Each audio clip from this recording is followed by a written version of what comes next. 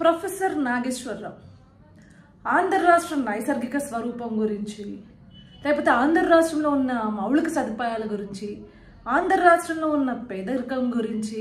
లేదు అంటే ఆంధ్ర రాష్ట్రంలో ఉన్న రాజకీయాల గురించి పెద్ద తెలిసిన వాడిలాగా, ఇతను ఒక్కడే అవగాహన ఉన్నవాడిలాగా, ఇతను ఒక్కడికే అనాలిసిస్ చేయడం వచ్చిన వాడిలాగా, నోటికి ఏది పడితే అది ఏకపక్షంగా మాట్లాడుతూ ఎప్పుడూ కూడా న్యూట్రల్ ముసుగులో ఉండి ఒక పార్టీకి కొమ్ము కాసే వ్యక్తి. ఈ వ్యక్తిని ఎదురు తిరిగి నువ్వు చేస్తున్న విశ్లేషణ తప్పు, నీ విశ్లేషణ మొత్తంలో ఏకపక్షంగా ఉంది, ఒక పార్టీకి నువ్వు కొమ్ము కాస్తున్నట్లు ఉంది తప్పించి నీ విశ్లేషణలో సరైన నిజాలు లేవు అని చెప్పేసి కనుక ఎవరైనా వేలెత్తి చూపిస్తే ఈరోజు వారిపైన కేసులు పెట్టే పరిస్థితి. నేను మాజీ ఎమ్మెల్సీని కదా అని చెప్పేసి ఆ ఒక్క అధికారాన్ని ఉపయోగించుకుని ఏ స్థాయిలో అయినా నన్ను ప్రశ్నిస్తే, నన్ను విశ్లేషిస్తే, నేను ఎవరినైనా విశ్లేషించవచ్చు కానీ నన్ను విశ్లేషిస్తే మాత్రం నేను కేసులు పెడతాను అని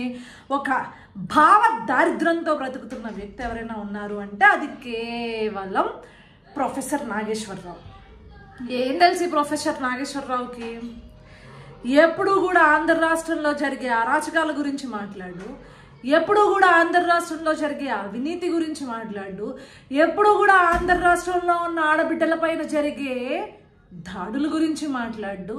ఎప్పుడూ కూడా ఆంధ్ర రాష్ట్రంలో దోచుకు తింటున్న వ్యవస్థ గురించి మాట్లాడు, ఎప్పుడూ కూడా ఆంధ్ర రాష్ట్రం యొక్క విచారణ సంస్థలు ఏవైతే ఉన్నాయో వాళ్ళు ఏకపక్షంగా కేవలం ప్రతిపక్షాలను హింసించే విధంగా తీసుకుంటున్న చర్యలపైన మాట్లాడు, విశ్లేషించాడు. కానీ ఎప్పుడైతే జగన్మోహన్ రెడ్డికి సంబంధించిన ఏమైనా నిజాలు వచ్చినాయి అంటే దాన్ని వెనకేసుకుంటూ, దాన్ని భుజానకెత్తుకుని విశ్లేషణ చేసుకుంటూ జగన్మోహన్ రెడ్డి ఒక U certificate boy, clean chit boy అని చెప్పేసి ఎప్పుడు కూడా తన విశ్లేషణ అందిస్తాడు. ఇలాంటి సూడో జర్నలిస్టులను లేకపోతే ముసుగు మేధావులు అని చెప్పేసి ఈ మేధావులందరూ వచ్చి బయటకు వచ్చి మాట్లాడితే ఆంధ్ర రాష్ట్ర ప్రజలారా, నీ మేధావితనానికి ఉన్న అర్హత ఏమిట్రా, లేకపోతే నీ మేధావితనానికి ఉన్న క్రెడిట్ ఏంటి, సర్టిఫికెట్ ఏంటి అని చెప్పేసి మనందరం నిలదీసి అడిగితేనే ఇలాంటి వాళ్ళందరినీ తరమొచ్చు. లేదు అంటే ఈ మేధావు ముసుగులో ఉండి ఏది పడితే అది నోటుకు వచ్చింది వాగేసి అదంతా విశ్లేషణ అని చెప్తే మాత్రం అసహ్యంగా ఉంటుంది అన్నమాట.